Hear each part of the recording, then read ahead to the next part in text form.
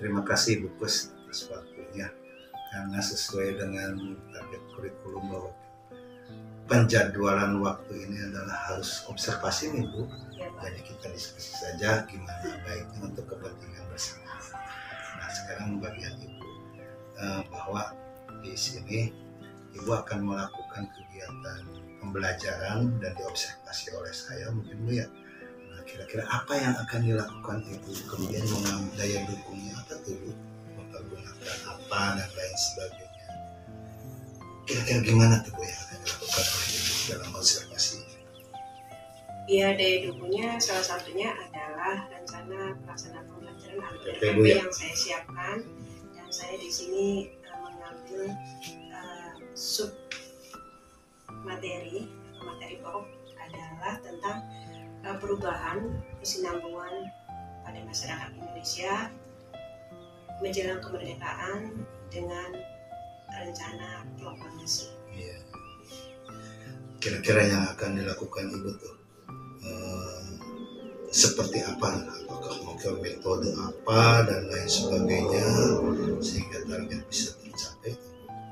Kira-kira perilaku siswanya tercapai apa? Saya akan mengharapkan perilaku siswa ini di sini akan menerapkan tentang keteraturan suasana kelas. Saya akan menerapkan diskusi di anak-anak dengan membagi 6 kelompok, satu kelompok minimal 5 orang Pak. Jadi dicampur antara siswa muda dan siswa putri, tidak dibelah-belah. Biasanya lebih hidup untuk berdiskusi. Dan tekniknya yang unggul yang enggaknya itu nanti bisa dilihat ya. Nah terus kira-kira ketika itu dilakukan Ibu, karena berbagai kelas itu berbeda tuh Bu, kira-kira akan tetap mempergunakan ini atau gimana tuh Bu menurut Ibu? Ya setiap kelas tidak harus melakukan diskusi Pak.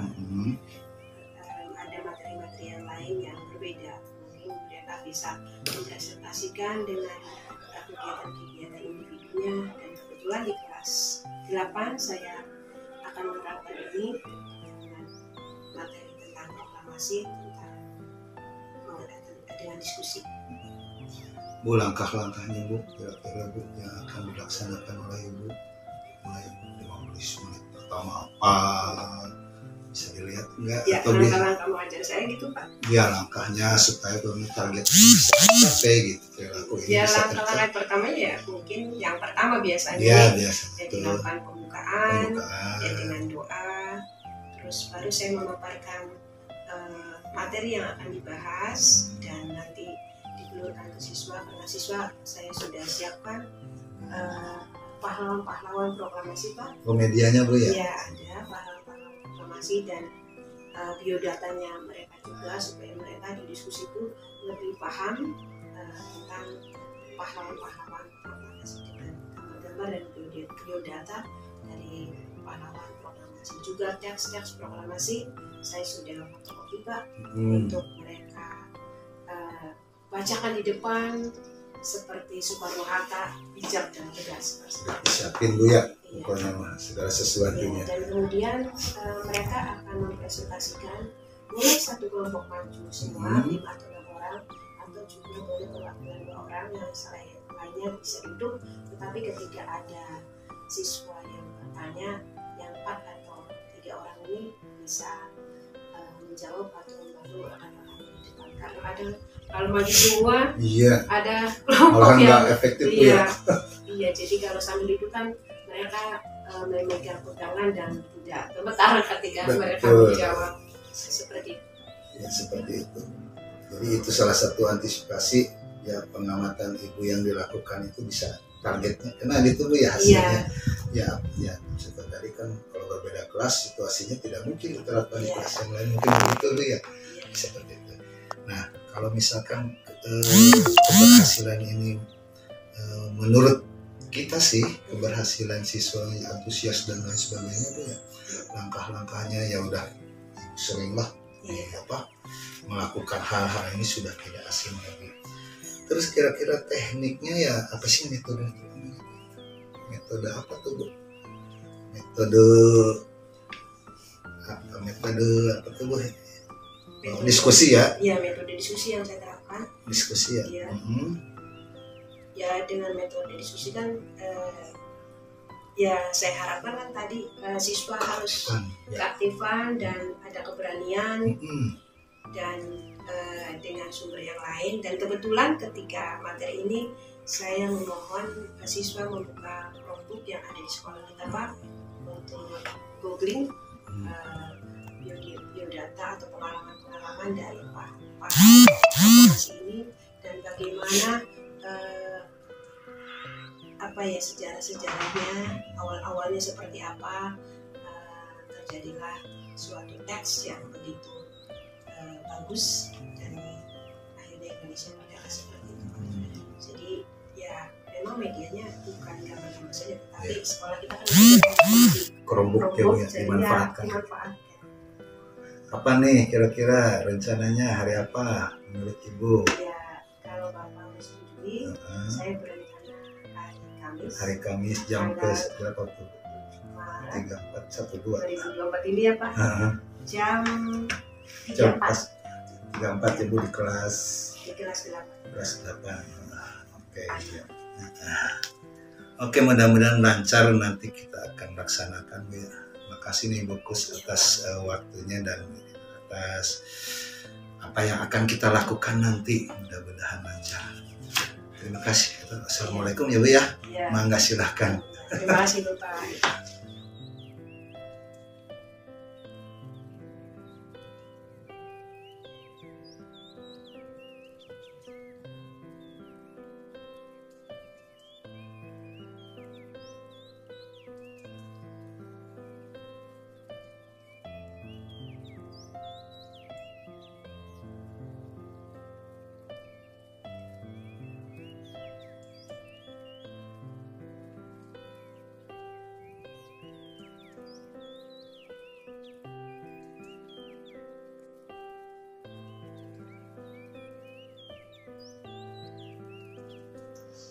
Makasih Bu Nelly atas waktunya. Apa yang dilakukan dalam pembelajaran dari proses yang waktu itu dilakukan pada tanggal berapa sih? Sekarang 7 Maret Pak. Tanggal 7 Maret. Iya. Apa yang sudah dilakukan Bapak sudah melihat langsung. Nah sekarang kita lakukan sharing aja. Bagaimana kira-kira kesulitan Bu Nelly dalam memberikan materi, memberi kegiatan yang dilakukan tadi, gimana coba Bu Nelly?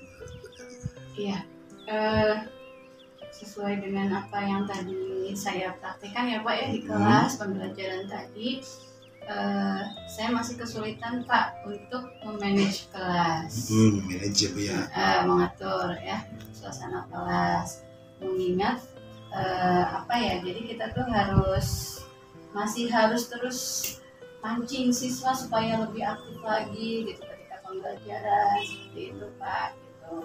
Walaupun kita sudah berusaha mendesain rencana pelaksanaan pembelajaran itu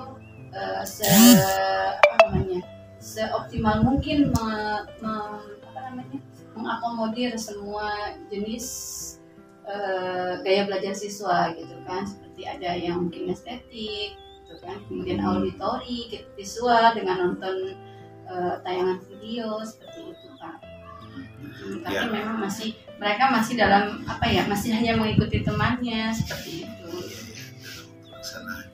Yang kita lakukan itu kan tayangan video ya.